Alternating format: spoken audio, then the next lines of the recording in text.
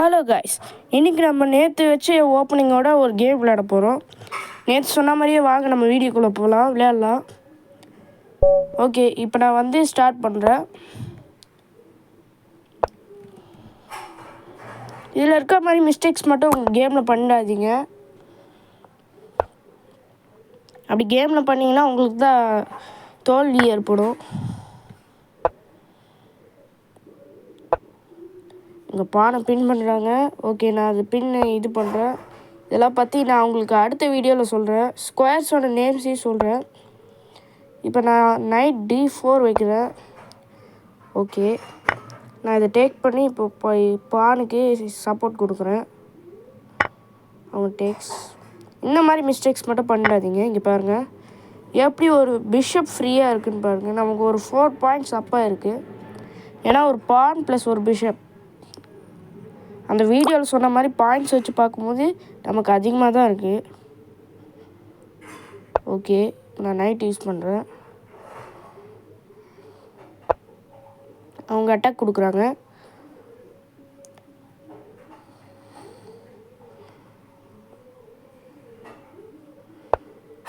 இந்த மாதிரி கேன்சல் பண்ணிக்கலாம். ஏன்னா எனக்கு வந்து சப்போர்ட் இருக்கும்போது நான் வந்து மூவ் பண்ணலாம். இந்த மாதிரி சப்போர்ட் இல்லாமல் ஒரு சின்ன பான் வச்சு அட்டாக் கொடுக்குறாங்கன்னா சீக்கிரமாக போயிடணும். இப்போ எக்ஸ்சேஞ்ச் பண்ணுறதுக்கு கூப்பிட்றாங்க, நான் போகிறேன்.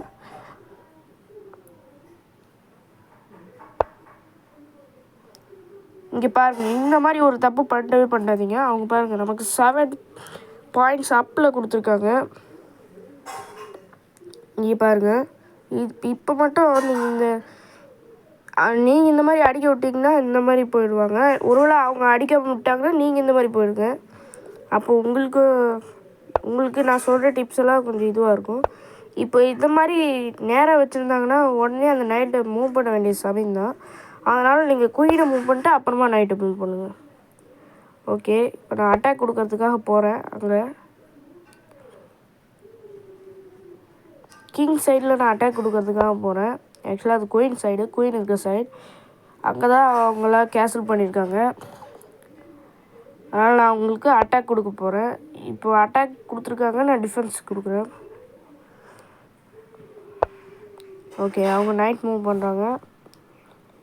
இந்த முறை நான் என்ன பண்ண போகிறேன்னா அதை எக்ஸ்சேஞ்ச் பண்ண போகிறேன்னா,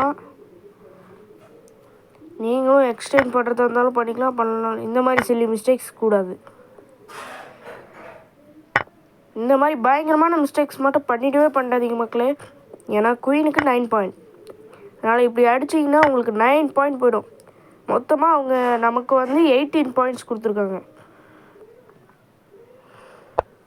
இங்கே பாருங்கள், இந்த பிஷப் கூட அடிக்கலாம். இந்த பிஷப் கூட அடிக்காமல் போயிட்டாங்க. இங்கே பாருங்கள், நான் அது சப்போர்ட் கொடுத்துட்டேன். இப்போது உங்களால் அடிக்க முடியாது. நான் பண்ணியிருக்க மிஸ்டேக்ஸ் கூட இந்த மாதிரி தான் இருக்கும்.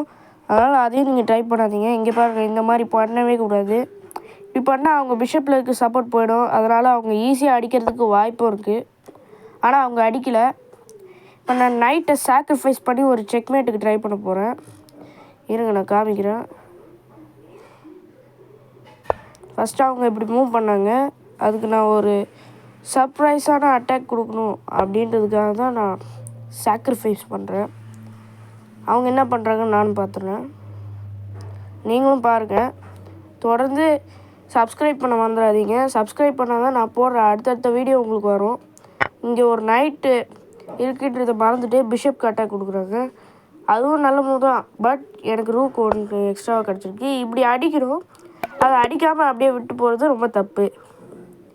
இந்த மாதிரி நீங்கள் கடைசி வரைக்கும் விளையாடும் போது இந்த மாதிரி பண்ணாதீங்க. இந்த மாதிரி பண்ணிட்டா உங்களுக்கு தான் லாஸ் ஆகும். பிளாக் தான் அதுக்கு மிஸ்டேக்ஸ் பண்ணியிருக்கு. இப்போ நான் திரும்பியும் சாக்ரிஃபைஸ் பண்ணுறேன். அடித்தாங்கன்னா நான் செக்மேட் பண்ணிடுவேன். அடிக்காவிட்டாலும் நான் செக்மேட் தான் பண்ணுவேன். இங்கே பாருங்கள், இங்கேயும் ஒரு செக்மேட்டிக் த்ரெட் இருக்குது. அதை பற்றி நான் அடுத்த வீடியோவில் சொல்கிறேன். இங்கே பாருங்கள், இதோட இந்த கேம் முடிஞ்சிச்சு. தொடர்ந்து இந்த மாதிரி வீடியோஸ் பார்க்கணுன்னா சப்ஸ்கிரைப் பண்ணுங்கள். மறக்காமல் அந்த பெல் நோட்டிஃபிகேஷனை ஆன் பண்ணிடுங்க. அப்போ தான் நான் போடுற வீடியோலாம் உங்களுக்கு தொடர்ந்து வரும். அன்டில் தென் வெயிட் பண்ணுங்கள்.